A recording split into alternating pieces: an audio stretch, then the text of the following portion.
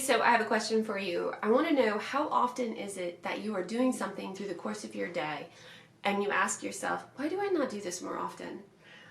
Today I want to talk a little bit about how to build balance into our day so that we're actually getting to all of the things that we either need to get to or want to get to on a regular basis, so that we don't feel so overwhelmed, we don't feel so stressed, and ultimately feel a little bit more grounded and peaceful.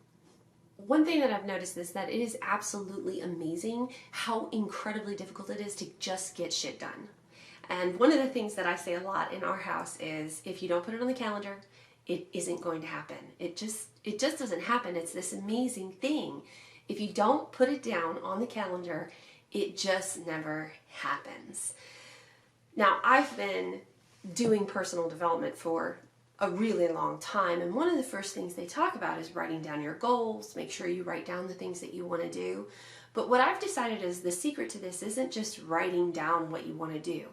It's writing down when you're gonna do it. You know, I remember the first time I really had this epiphany. It was when I had small children and I just wanted to take them to the zoo. I'm like, oh, I'll take them to the zoo this weekend. I'll take them to the zoo this weekend. I'll take them to the zoo this weekend. And the intention was to always get to the zoo.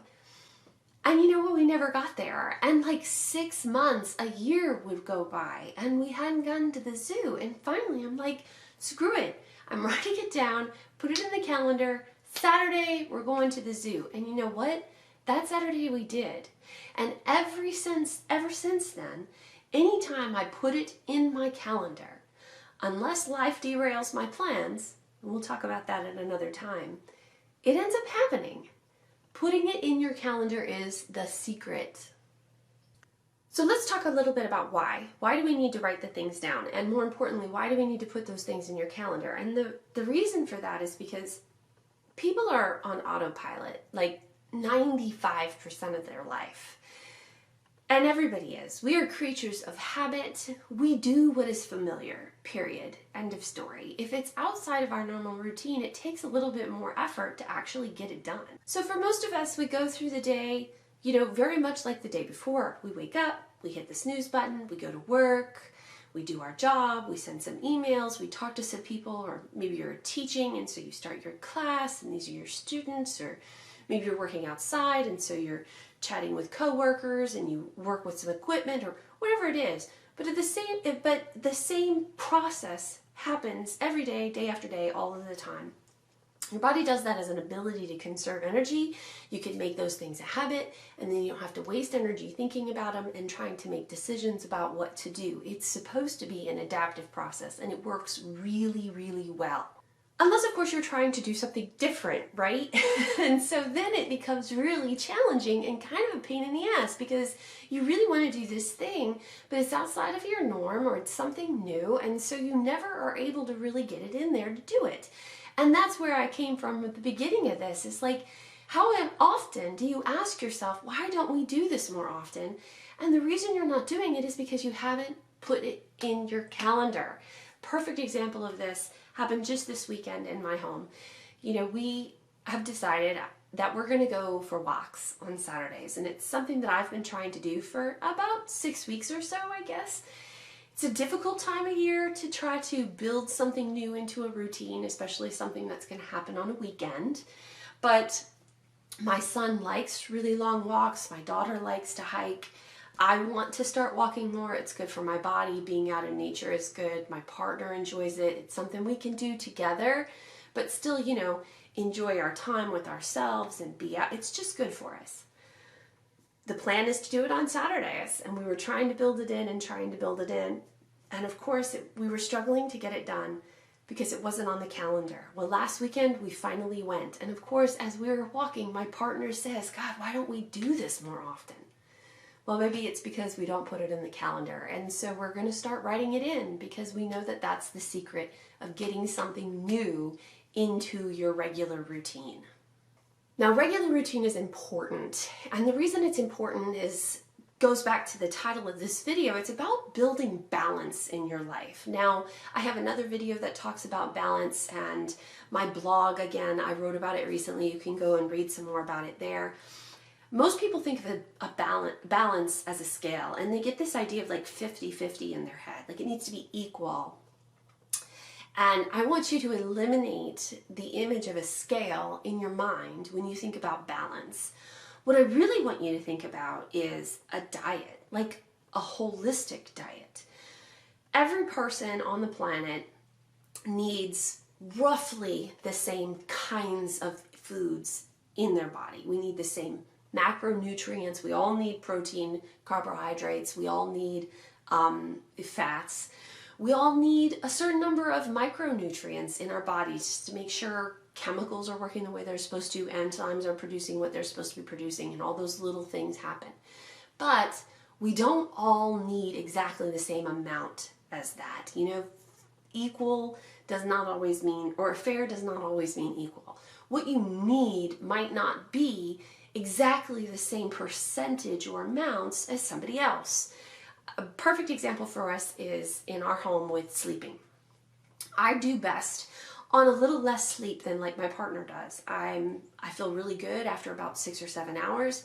My partner really likes about 8 to 9 hours, and both of those time frames are well within normal sleeping habits. But one of us operates better on one side than the other side, and so we build that into our day because it's what our personal bodies need.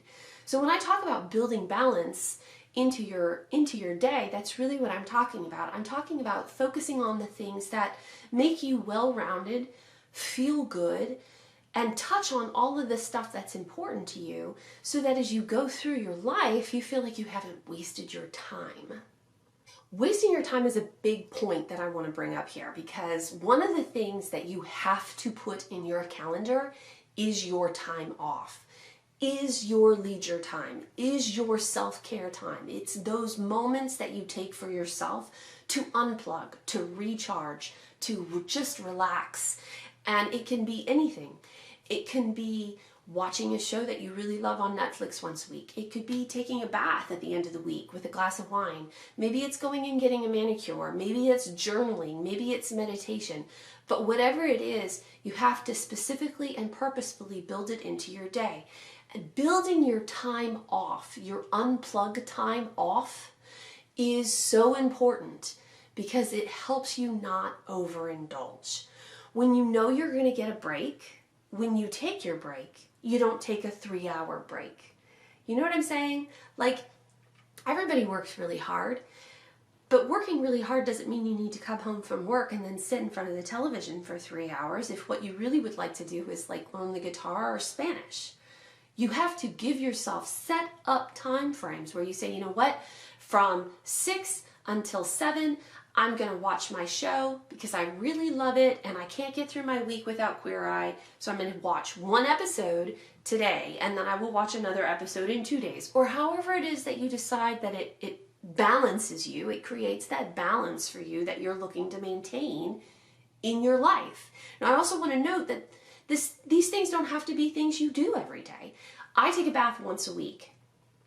That bath time is figured into my weekly schedule. It's built into my calendar. But that's not the only relaxed time that I give myself. I also have day-to-day, like recharge meditation times that I give myself. So it doesn't have to be the same every day. It just has to be the regularity that you need in order to feel complete, whole, and relaxed, calm, steady, certain. Do you know what I'm saying? Makes perfect sense, yes? Okay, so when we're talking about building up something new and we're building this stuff into our calendar, and again, please go check out my blog. I talk about some ways to get this done and figure out what you want to put in your calendar and how to help make it happen. The next trick, the next secret here is to not think. And I know that sounds really funny, but I'm so serious. When you've put things into your calendar, when your little reminder goes off or your notification hits you up on your phone or whatever it is, don't think, just execute. Unless someone's bleeding or the house is on fire or an emergency is like thrown at you, do the schedule and do not give yourself any time to think about whether or not you should do it now or later. Oh, I can do, no, stop. Do not think. Just execute. This is so critically important. So many people talk about this. Mel Robbins talks about this with her 5-second rule. I've heard Dave Hollis talk about it with his morning routine. Like he says, he's just a machine in the morning. He wakes up, he doesn't think, he just does his things. When you're trying, especially when you're trying to put something new into your day, and it could be anything new into your day, when the time comes for you to actually do the thing, whatever it is, that time on your slot has opened up and it is now time to do X. Do not think, just execute. Just do it. Just like Nike. When you do all of this, what you're going to find is over the course of 3 or 4 weeks, a couple of months, you are going to feel a huge relief in your body. You're going to feel less stressed, less overwhelmed. You're going to feel more in control of things because you know what's going to happen, when it's happening, and how to expect it. Now again, we will talk at another time about flexibility in this because that's super important. But overall, you have a sense of what's happening, when it's happening, and it includes everything that you need it to include in order to feel good about yourself and your life and your home and whatever it is. So these are the steps that I want to give you to think about and to ponder and to start playing with. Again, check out my blog. There's some more stuff in there, exclusive content when you sign up to be a member. And you can also reach out. I mean, that's what coaches are for. I'm here to help. I enjoy helping people with things like this. Find out about a time frame that will work for you to set up an appointment. We can chat for a little bit, come up with some things that will help you. And of course, you can also follow me online. I'm on Facebook and Instagram at Consider Jennifer. So, follow me. Sign up for the membership so that you can get some blog access to some things, and set an appointment. Let's talk. Let's figure out how we can build some balance into your life. So don't forget, guys, every day, consider your life and be on purpose. Bye.